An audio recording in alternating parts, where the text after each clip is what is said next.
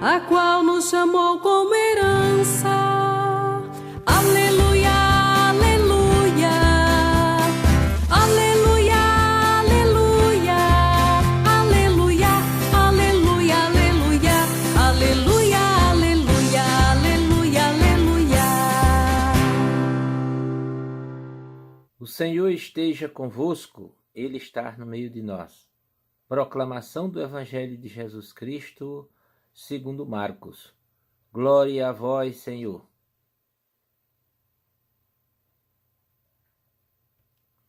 Naquele tempo, Jesus e seus discípulos chegaram a Betsaida. Algumas pessoas trouxeram-lhe um cego e pediram a Jesus que tocasse nele.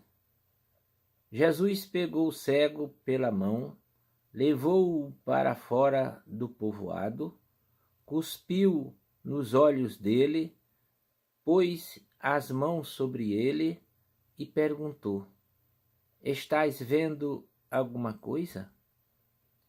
O homem levantou os olhos e disse: Estou vendo os homens. Eles parecem árvores que andam. Então Jesus voltou a pôr as mãos sobre os olhos dele e ele passou a enxergar claramente. Ficou curado e enxergava todas as coisas com nitidez. Jesus mandou o homem ir para casa e lhe disse: Não entres no povoado.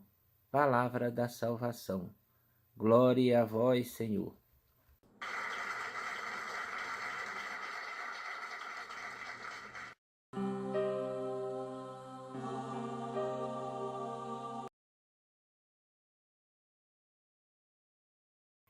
Queridos irmãos e irmãs, paz e bem.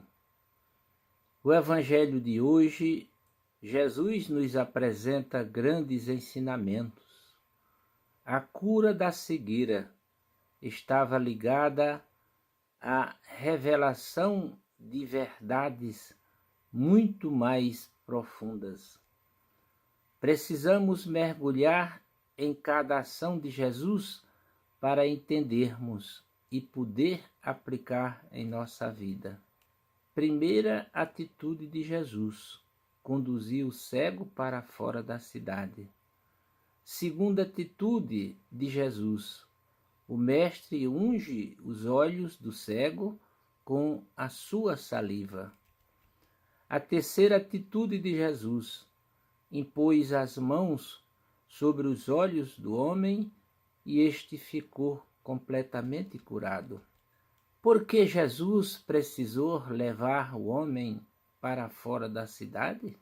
Jesus retirou o cego do ambiente de incredulidade, onde a culpa as lembranças dos erros, os apontamentos e as acusações dos religiosos de que ele sofria um castigo divino por seus próprios pecados, onde cego há muito tempo se encontrava.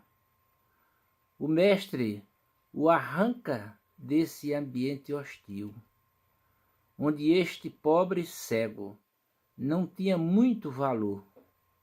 Jesus o conduz a um novo local, um novo caminho, uma nova caminhada se inicia ao lado de Jesus. A cidade de Betsaida é como a nossa realidade hoje, onde as pessoas são passíveis de serem contaminadas por influência negativa do mundo. Jesus deseja que nós olhemos para as pessoas de uma forma mais profunda. E precisamos aperfeiçoar o olhar para ver as pessoas na ótica de Deus e não na ótica do mundo, como um ser da natureza que anda, pensa e tem talentos que devem ser explorados. Deus não quer que usemos as pessoas. Ele quer que olhemos o nosso semelhante como filho de Deus, isto é, como imagem e semelhança de Deus, capaz de amar acima de tudo, e assim devemos amá-las em suas essências divinas. Não devemos valorizar as pessoas pelo que aparentam. Tudo passa, nós também. O que fica de cada um é a sua essência, porque é dada por Deus e não por escolhas próprias. Como ver, precisamos avançar em nossa espiritualidade, não para nos deixarmos contaminar pelo que o mundo corrupto nos passa. Vivemos um tempo de muita confusão e tendemos a perder o controle de nossas crenças e de que somos seres não só carnais, mas também espirituais. Entendemos que, nesse momento da história universal, o ser canal dá provas de que há uma urgência necessidade de mudança, de deixar emergir o ser espiritual que existe dentro dele. Precisamos deixar que Deus seja Deus em nossa vida e aceitemos ser curados por Ele completamente. Precisamos desejar isto e fazer por merecer. Mas por que Jesus pôs saliva nos olhos do homem e por que não ficou curado completamente? Este procedimento fez com que o homem enxergasse as pessoas parcialmente, mas não claramente. Ele vê os homens como árvores que andam. Via as pessoas como coisas.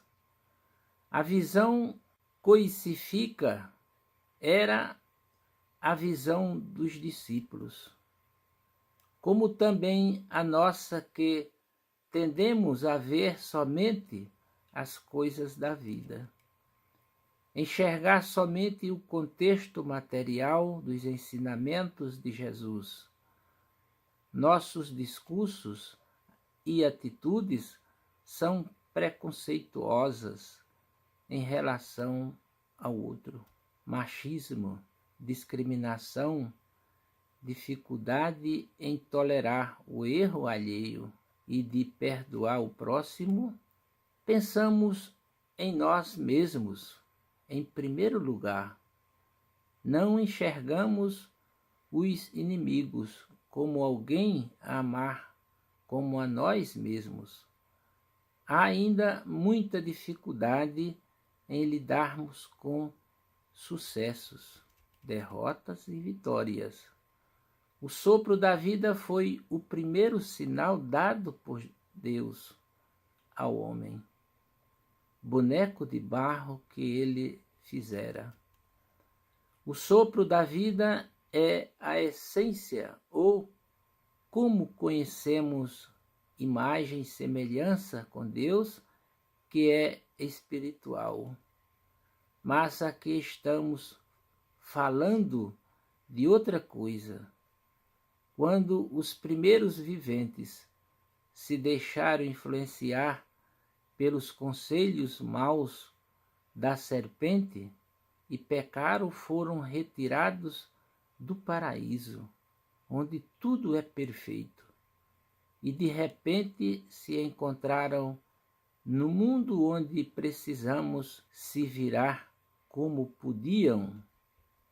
Assim Deus deu-lhes parte de sua inteligência, o suficiente para ver as coisas de uma forma não perfeita, mas também de uma forma em que poderiam por si mesmos buscar ver com perfeição.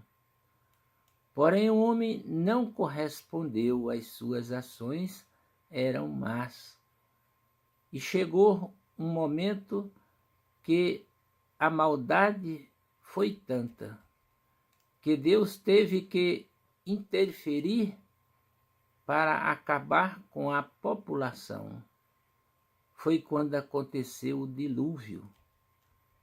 Após o dilúvio, tudo ficou devastado e começou-se uma nova geração a partir de Noé, que era um homem bom, temente a Deus, mas mesmo assim as ações más dos homens sobressaíram.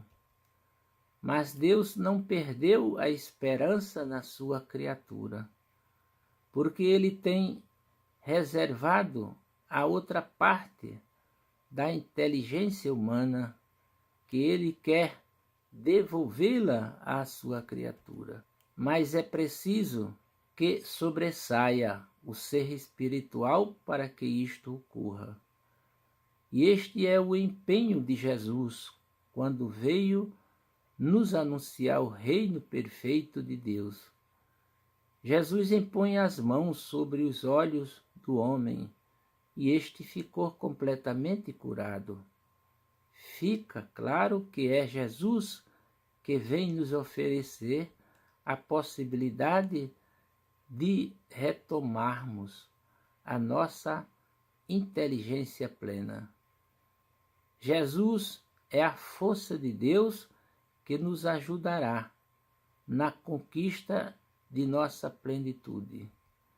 Jesus é o presente de Deus à humanidade perdida por suas próprias escolhas erradas. Ele veio endireitar as escolhas humanas para capacitá-las a fazer as escolhas certas, para que reconquistem a plenitude em todos os pecados, para que reconquistem a plenitude em todos os aspectos e poder ver as coisas completamente como Deus vê. Isto é, conheça a verdade de tudo. Precisamos refletir nossas atitudes, nossos conceitos e pedir a Jesus que imponha suas poderosas mãos e nos abram a visão, para que possamos ver e enxergar o espiritual de Deus. Uma coisa deve estar clara: a profundidade da nossa fé em Jesus é determinante. Quanto mais nos aprofundamos no relacionamento com Jesus, mais a nossa fé se aperfeiçoa e mais somos libertados das ilusões do mundo. E foi assim que o cego experimentou o poder libertador do nosso Mestre e Senhor. Louvado seja nosso Senhor Jesus Cristo, para sempre seja louvado. Amém.